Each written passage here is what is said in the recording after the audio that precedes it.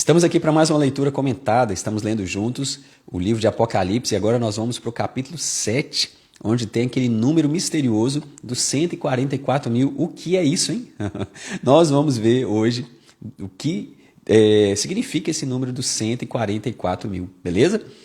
Então, estamos aqui de segunda e quarta, 7h20 da manhã no Instagram, lendo a Bíblia juntos, quase que versículo a versículo, e de vez em quando eu coloco também essa live salva no YouTube, não sei se essa ficará salva, mas você está convidado a assistir ao vivo com a gente também.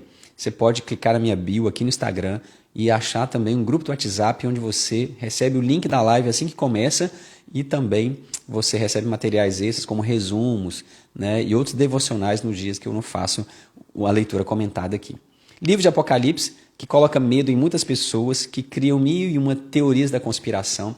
Não é um livro de terror, é um livro sobre esperança dos salvos. Aquela igreja que recebe essa carta de Deus, né, através do apóstolo João, ela está sendo encorajada a permanecer firme mesmo diante da perseguição intensa dos romanos, porque eles poderiam ter certeza, Jesus vence no final e Jesus preserva os seus salvos até o final. E essa é a mensagem de Apocalipse. Nós vamos agora para o capítulo 7. O capítulo 7, onde se dá uma pausa na abertura dos 7 selos. Capítulo 6, nós vemos a abertura dos 6 selos e agora há uma pausa e nós vamos, depois no capítulo 8, se eu não me engano, volta a abertura do 7º selo. Nós temos que ler Apocalipse com a visão cíclica, tá bom?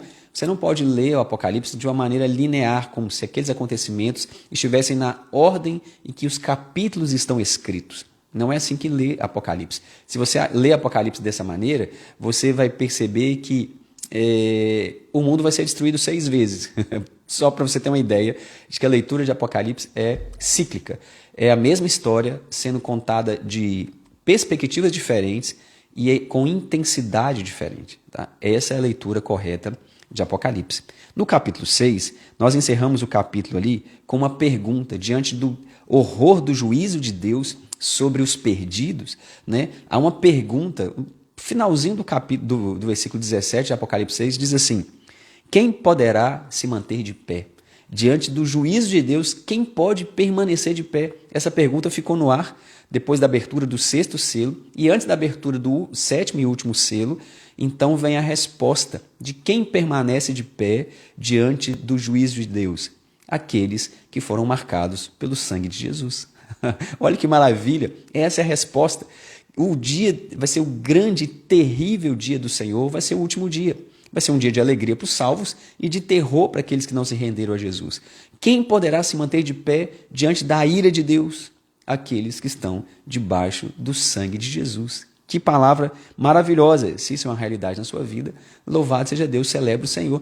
Se você ainda não entregou sua vida a Cristo, faça isso imediatamente para que você fique de pé no dia do juízo de Deus. Esse capítulo 7 é dividido em 2 partes, do versículo 1 ao 8, é sobre a igreja militante, é a igreja na terra, sofrendo também, tá? Porque a igreja sofre até a volta de Jesus. Não é o sangue de Jesus sobre nós, não nos traz imunidade em relação ao sofrimento, mas nos dá graça no meio do sofrimento. O sangue de Jesus sobre nós não nos livra da tribulação, tá? E eu sou alguém que crê que a igreja vai passar pela grande tribulação, mas que o Senhor vai nos sustentar. O sangue de Jesus não nos livra do sofrimento, mas ele nos livra da ira de Deus, da destruição final. É um padrão de Deus. Você vai ver isso lá em Sodoma e Gomorra. Ló, ele passa por todas as agruras ali da vida, ele é atormentado pela cultura daquele tempo, pelo mundo da sua época, e ele passa por todas aquelas tribulações, mas ele é salvo da destruição. Também Noé, ali no dilúvio, né, ele sofre todos os males ali que aquele povo está sofrendo, vive naquele tempo de corrupção terrível, mas ele é salvo da destruição através da arca. É um padrão de Deus agir em relação aos seus salvos. Ele não tira do sofrimento, mas ele preserva no meio do sofrimento. E é claro que aqui nós vamos ver, por exemplo, que essas tribulações sempre aconteceram, porque Apocalipse traz essas tribulações desde a primeira vinda de Jesus até a volta de Jesus. Mas é claro que essas tribulações vão se intensificando e quando chegar perto da volta de Jesus, elas estarão no seu nível máximo, é onde nós chamamos de grande tribulação. E do versículo 9 ao 17 é da igreja triunfante. Nós também vamos ter uma visão da igreja no céu e isso é glorioso. Vamos para o texto então? Apocalipse 7. Vou tentar ser aqui, não ficar parando demais nos textos e tirar uma aplicação no final, porque nós vamos ler Apocalipse, a gente não pode ler Apocalipse apenas com um olhar de curiosidade, né? Não tem nenhum problema você descobrir o que significa as vestes brancas, o que significa o cavalo branco, o que significa os 144 mil, mas Apocalipse vai além disso, ele está trazendo uma mensagem para ser aplicada na nossa vida hoje, na segunda-feira, no dia 25 de maio de 2026, porque a palavra de Deus se renova todos os dias. Então vamos lá. Versículo 1. Depois disso o quê? Depois da abertura do sexto selo e da ira de Deus ser derramada sobre a terra, depois daquela pergunta ser feita, né? Quem poderá ficar de pé no dia da ira do Senhor? Depois disso tudo, vi 4 anjos em pé nos 4 cantos da terra. Isso aqui está dizendo o quê?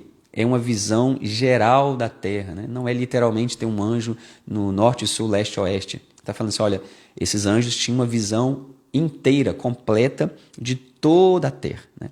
E eles estavam retendo os 4 ventos para impedir que qualquer vento soprasse na terra, no mar ou sobre qualquer árvore.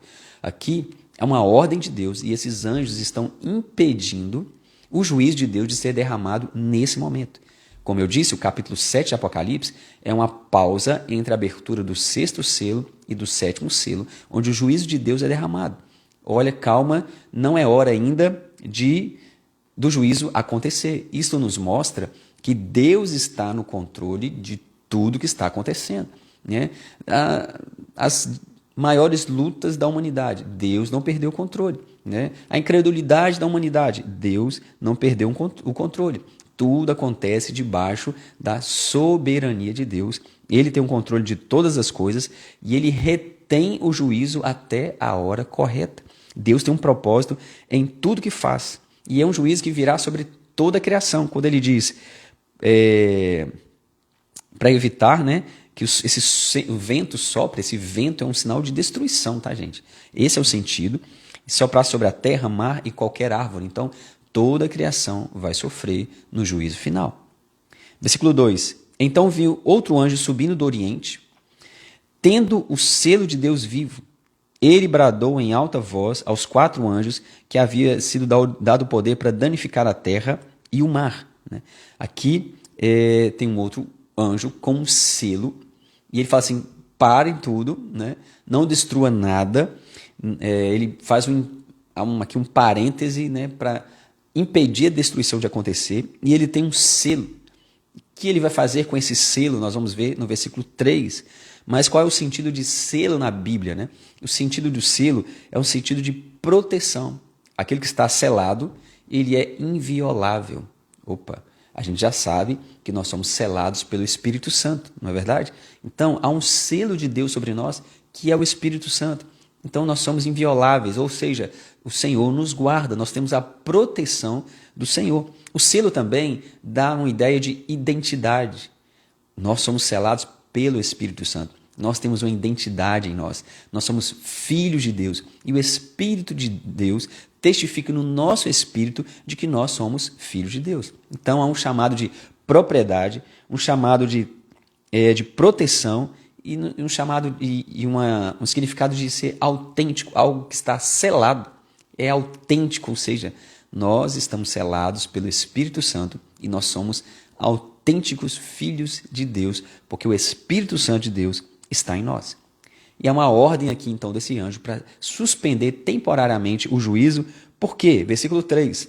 Não danifique a terra, nem o mar, nem as árvores, até que selemos as testas dos servos do nosso Deus.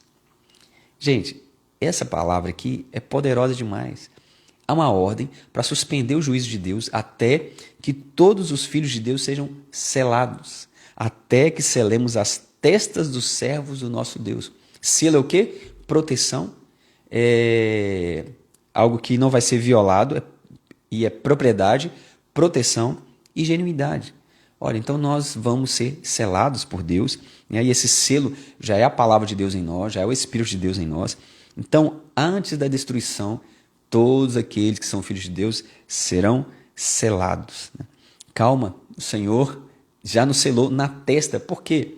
Nossa mente muda quando a palavra de Deus é selada, né? Quando o Espírito Santo vem habitar em nós, há uma renovação do nosso entendimento, porque é a nossa mente que comanda todo o resto, né? A nossa mente comanda as nossas atitudes, as nossas ações, as nossas reações. Nós estamos selados pelo selo de Deus. E aqui, gente, tem uma palavra aqui poderosa. Se você tem medo da marca da besta, preste atenção. Não é possível ter a marca da besta e o selo de Deus ao mesmo tempo, né? Se você foi selado pelo Espírito Santo de Deus, olha só, você não vai ter a marca da besta em nenhuma circunstância, porque a sua mente já foi selada pelo Espírito Santo, né? E é isso que está em nós.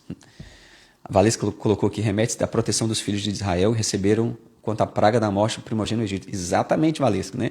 Aquela marca do sangue nos umbrais das portas impediu que o anjo da morte fosse entrar naquela casa, e os primogênitos, então, foram preservados, os primogênitos de Israel. É o selo de Deus sobre Israel. E ainda tem um outro selo aqui, que é de Ezequiel 9:4, que diz assim, olha só o texto aqui: passa pelo meio da cidade, pelo meio de Jerusalém, e marca com um sinal na testa, isso aqui é Ezequiel, tá, gente? Não é Apocalipse, não. Marca um sinal na testa dos homens que suspiram e gemem por causa de todas as abominações que se cometem no meio dela. Aqui uma palavra de Deus de juízo sobre o povo dele por causa do pecado e da idolatria e de tudo mais. Mas aqui o próprio Deus, através do profeta, está dizendo, olha, marque com o sinal na testa aqueles que não estão compactuando com a idolatria que Israel envolveu nela. Porque o juízo de Deus vai vir, mas aqueles que estão selados serão preservados. Então, se você crê que a igreja vai ser arrebatada antes da tribulação, não tem nenhum problema, né? Eu torço para que eu esteja errado, mas eu penso que a igreja vai passar pela tribulação. Mas nós estaremos selados, nós seremos preservados. E a marca da besta não vai ser colocada sobre nós, porque nós já temos a marca do Senhor em nós, né? Essa que é a ideia, tá? Então, em Apocalipse, gente, ele usa figuras que já foram vistas em outras partes da Bíblia, tá? Então, por isso que a Bíblia interpreta a própria Bíblia. Então, essa marca é o sangue lá nas portas dos hebreus, para que o anjo da morte não entrasse na saída do Egito. Essa marca aqui de Ezequiel 9:4, onde o Senhor fala, né, vou trazer juízo sobre Israel, mas marque na testa aí aqueles que estão fiéis, porque eles serão preservados. E essa marca é a marca do Espírito Santo de Deus em nós, da palavra de Deus na nossa mente, conduzindo o nosso pensar, a nossa maneira de agir e guiados pelo Espírito Santo, tá bom? Então, o juízo foi paralisado até que todos fossem marcados. E aí vem o versículo 4, que é o versículo que fala dos 144 mil. Então ouvi, né? O João está ouvindo até agora, ele não está vendo nada. Ouvi o número dos que foram selados, 144 mil de todas as tribos de Israel. Peraí, então só serão selados 144 mil? Então já não tem vaga no céu mais para mim. Onde que eu vou ficar? Tem lá um lugar de segunda classe? Tem um céu menor? Tem uma lista de espera? Como que funciona isso? Na verdade, esse número de 144 mil não pode ser interpretado literalmente, como nenhum símbolo de Apocalipse deve ser interpretado literalmente, tá bom? Esse 144 mil, na verdade, ele é uma metáfora, né? É um símbolo. E a conta que se faz, ela é simples, tá, gente? O número 12 na Bíblia, ele tem um significado muito grande. O número 12 são as 12 tribos, né? São os 12 apóstolos, e nós temos que pensar que 12 vezes 12 é igual a 144. Aqui está falando de toda a igreja. Os 144 mil é um símbolo, é uma metáfora de todos os salvos, de todos os tempos, de todos os lugares. Tá? 12 tribos, Antigo Testamento, 12 apóstolos, Novo Testamento, a igreja de Jesus de todos os tempos sendo reunida, 144. por que o 1000 aqui, né? 144 vezes 1000, 144 mil. E o que é esse 1000 aqui na história? 1000 na Bíblia tem uma imagem, traz uma ideia de uma multidão imensa e completa, ou de um exército perfeitamente organizado. É como se Deus fizesse um censo, tá? Você vai ver no Antigo Testamento muitas contagens, né? A tribo fulano de tal foram contadas e tinha, sei lá, 24 mil aptos para a guerra. A outra tribo tinha 30 mil aptos para a guerra. É um censo que o Senhor vai fazendo do seu povo apto para enfrentar uma grande batalha. 144 mil traz a ideia de que Deus tem um número exato dos salvos que Ele vai trazer para a sua presença. Tá? É um símbolo da igreja completa, né? Da igreja perfeita em Cristo Jesus. A igreja do Antigo Testamento, as 12 tribos, a igreja do Novo Testamento, os 12 apóstolos, e essa grande imensidão que é 1000, que é um exército perfeitamente organizado. Então, são os 144 mil, beleza? E é interessante também que esses números, né, remetem às coisas do Antigo Testamento e a gente vai entendendo porque a Bíblia interpreta a própria Bíblia. Então, 144 mil tem uma seita dessa por aí que fala que 144 mil são o número dos salvos. Né? Claro que tem outras interpretações. Tá? Você vai encontrar aqueles que seguem mais a interpretação, a leitura das dispensações, né? Da graça de Deus. Eles vão entender que isso aqui é Israel sendo salvo com mais uma chance de serem salvos. Tá? Mas quando você vai perceber, essa chance de Israel ela é a mesma como para todos os povos depois que Jesus veio. Tá? Agora não existe mais uma nação especial de Deus, existe o povo de Deus que é a igreja de Jesus. Tá? Mas existe sim uma interpretação de que esses 144 mil é a salvação dos judeus que ainda terão uma outra chance. Tá? Isso, a Janete colocou que os testemunhos de Jeová, eles falam que esse número é literal. Não faz nenhum sentido esse número ser literal. Tá? Versículo 5. Da tribo de Judá foram selados 12 mil, da tribo de Ruben 12 mil, da tribo de Gade 12 mil, da tribo de Asser 12 mil, da tribo de Naftali 12 mil, da tribo de Manassé 12 mil, da tribo de Simeão 12 mil, da tribo de Levi 12 mil, da tribo de Zacá 12 mil, da tribo de Zebulon 12 mil, da tribo de José 12 mil, da tribo de Benjamim 12 mil. O que esse texto quer dizer? Né? Estranho, né? Complexo, mas está dizendo aqui que são as tribos, é a completude do povo de Deus. E aqui é uma mudança interessante na descrição dessas 12 tribos, porque elas não estão organizadas de maneira tradicional. Tá? Por exemplo, ele traz aqui a tribo de Judá em primeiro lugar, sendo que a primeira tribo deveria ter sido a tribo de Ruben, porque ele é o primogênito. Mas Judá é colocado aqui em primeiro lugar, porque dele veio Jesus, o leão da tribo de Judá. Né? Então, e também aqui você não vai encontrar a tribo de Dan. A tribo de Dan é tirada dessa lista de tribos aqui, porque tradicionalmente é atribuída à tribo de Dan a entrada da idolatria em Israel. Então eles são retirados. E é colocada aqui a meia tribo de Manassés, que é uma tribo pequena. Coloca o José também. Então não é uma leitura tradicional das tribos para mostrar que a salvação de Deus é pela graça. Não é pelo nome, não é pela tradição, não é pela sua genealogia, não é a sua nacionalidade que vai te salvar, é a misericórdia e a graça de Deus que tem o seu povo eleito, que não é mais, como eu disse, uma nação específica, não são tribos separadas, mas é povo de todas as raças, tribos e nações, como nós vamos ver aqui no próximo versículo, tá bom? Isso, a Cássia falou que o Velho Testamento tem diversas citações da contagem dos povos, era uma maneira de fazer um censo, né? E principalmente para sair à guerra. E aqui o Senhor está dizendo, olha, eu tenho um povo que vai ser salvo, né? E eu tenho um número dos salvos, e vai ser um exército perfeito para a salvação. Então, esse número aqui que nós temos mostra a igreja de Cristo que o Senhor escolheu para si e nos salvou pelo seu sangue na cruz do Calvário, ok? Vamos seguindo, versículo 9, já estamos no 9, isso. Depois disso, eu olhei e diante de mim estava uma grande multidão que ninguém podia contar, de todas as nações, tribos, povos, línguas, em pé diante do trono do Cordeiro, com vestes brancas, segurando palmas. Agora, João, ele não apenas ouve, mas ele vê. Agora ele tem uma visão de uma grande multidão.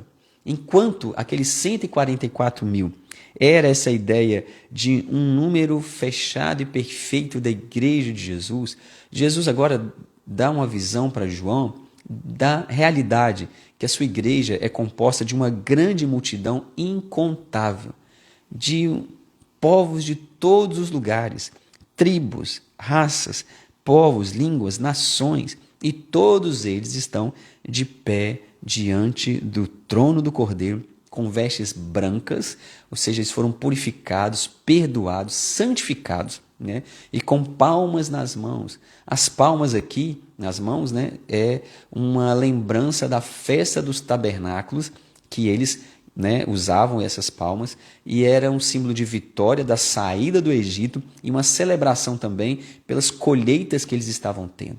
Ou seja, esses que vão estar diante do trono do Senhor com vestes brancas, eles estarão celebrando a vitória, a saída do Egito, no caso aqui na festa dos tabernáculos, né? Mas a saída do mundo de pecado e vivendo agora na presença de Deus, celebrando a grande colheita de Deus na face da terra. Esse é o símbolo das palmas nas mãos.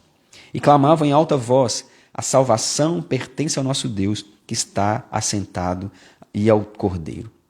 Então a salvação é do Senhor. Ninguém está aqui diante do trono por merecimento. Ninguém está aqui diante do trono de Deus por conquista, né? Por esforço, por boas obras. Só estão ali diante do trono do Cordeiro porque eles foram salvos e a salvação vem de Deus através de Jesus. Não é fruto do esforço humano, é graça do Senhor, né? Nós não podemos nos salvar. Por isso nós temos alguém que nos salva, nós temos um Salvador, todos nós precisamos de um Salvador, porque não podemos salvar nós mesmos. Deixa eu ver se eu soltei o versículo aqui. Uma grande multidão que ninguém pode contar, de todas as nações, tribos, povos e línguas, em pé diante do trono, com vestes brancas e segurando palmas, clamando em alta voz: a salvação pertence ao nosso Deus, que se assenta no trono e ao Cordeiro. Todos os anjos estavam de pé ao redor do trono. Olha só, agora é uma adoração coletiva. Os anciãos e os 4 seres viventes, eles prostraram com o rosto em terra diante do trono e adoraram a Deus, né? Humildade, humilhação, reconhecimento, engrandecimento de Deus, dizendo: amém, louvor e glória, sabedoria, de ação de graça, honra, poder e força, seja ao nosso Deus para todos sempre. Amém. Você vai ver aqui 7 virtudes, 7 palavras de adoração, mostrando que no céu a adoração é perfeita, a adoração é completa.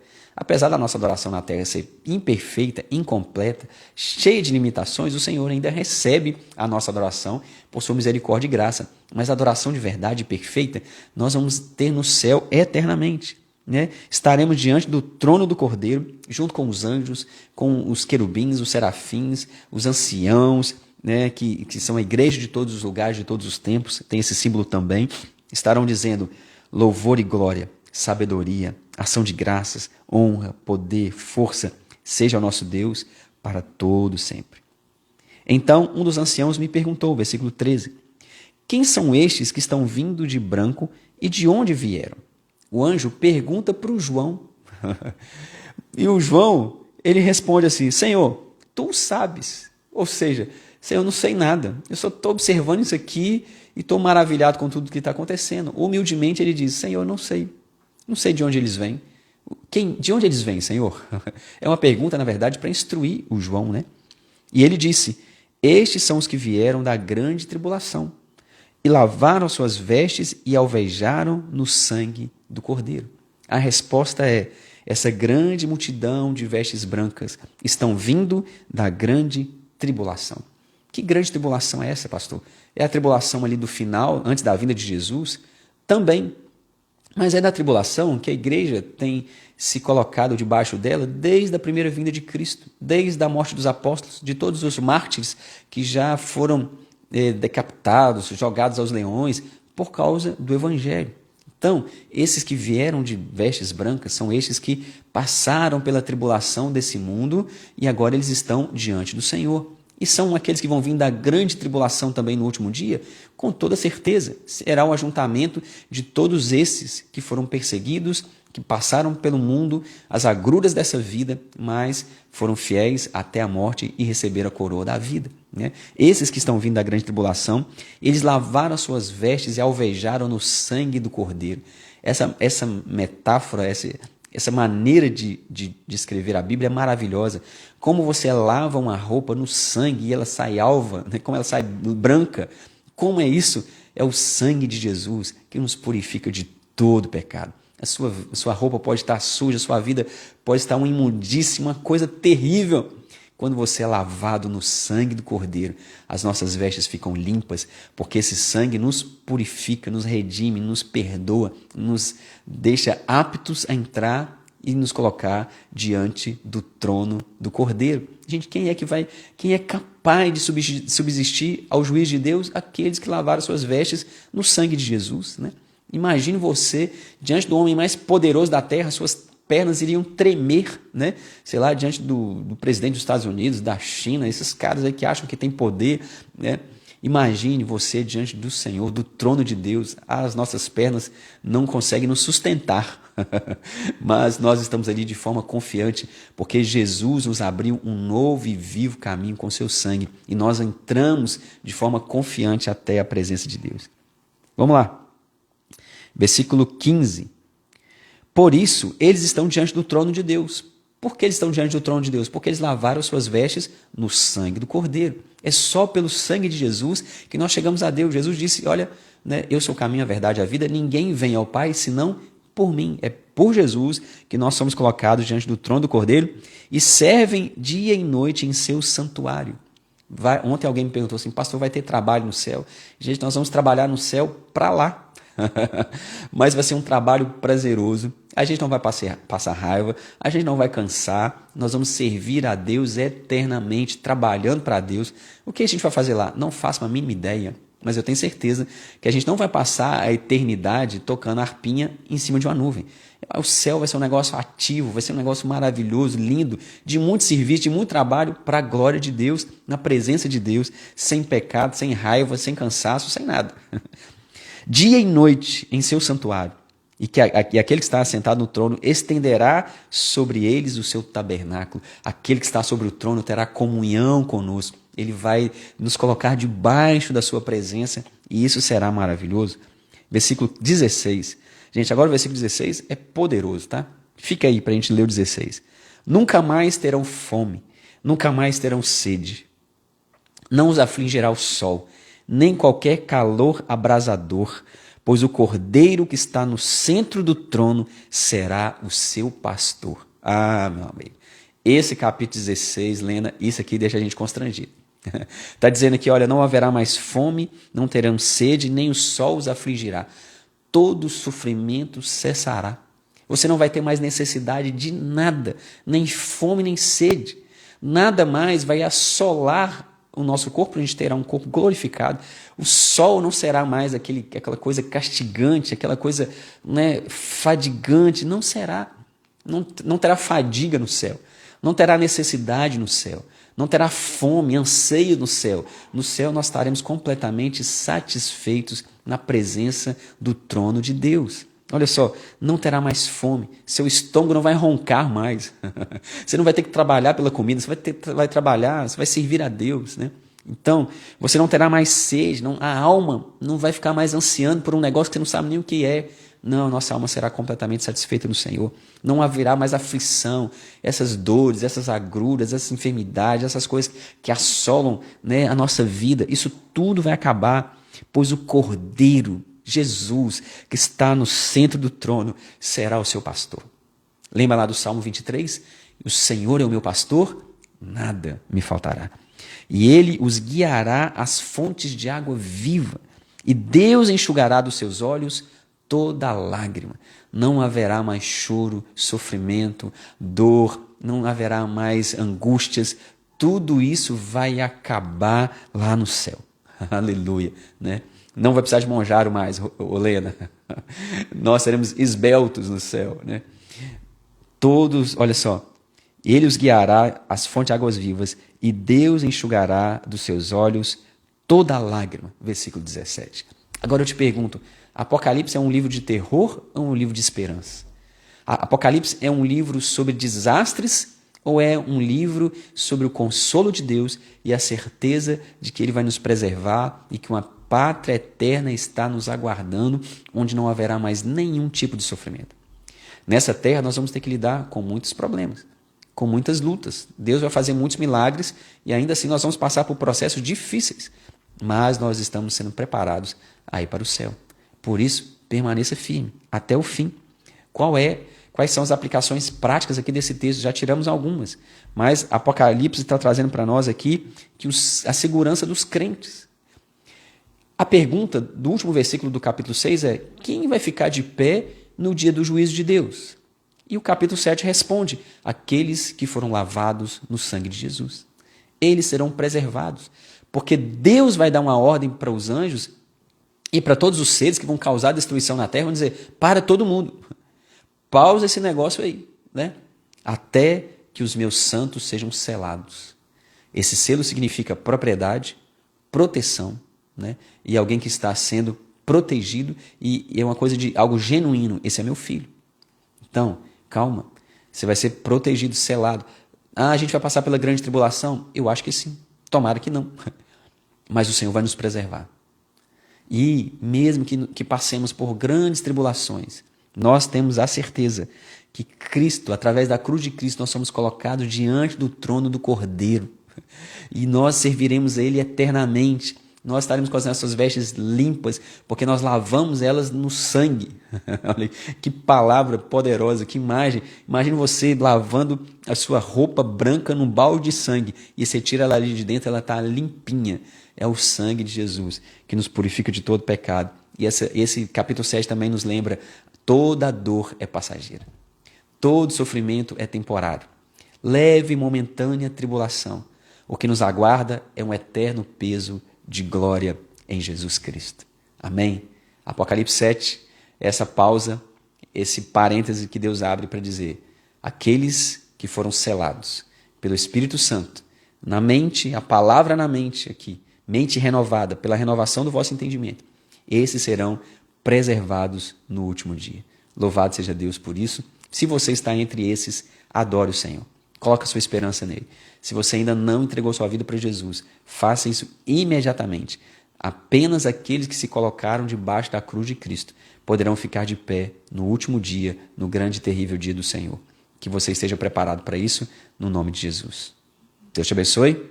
Oremos. Pai querido, Deus santo e poderoso, obrigado por essa palavra de esperança sobre nós. Obrigado porque nós vimos aqui que 144 mil é o mínimo. É só uma palavra daquilo que é perfeito, da igreja perfeita do Senhor, de todos os tempos, de todos os lugares, de todas as épocas. Louvado seja o Senhor por isso. Deus, e que é bom que o Senhor ainda mostrou para o João uma multidão incontável de vestes brancas que vieram da grande tribulação, mas que foram preservados por causa do selo em nós, que é o sangue de Jesus, marcado na nossa testa, para que todos vejam que nós somos de Jesus e nenhuma marca mais pode ser colocada em nós. Bendito seja o teu nome por isso. Nos ajude a viver sobre essa perspectiva, essa verdade, essa realidade possa mover o nosso dia hoje. Pai, que essa certeza, que esse amparo, que essa segurança nos mantenha de pé hoje, Senhor, esse dia, para a glória do teu nome. Assim nós oramos agradecidos pela sua palavra, pelo teu Espírito, pelo seu amor, em nome de Jesus. Amém. Deus te abençoe.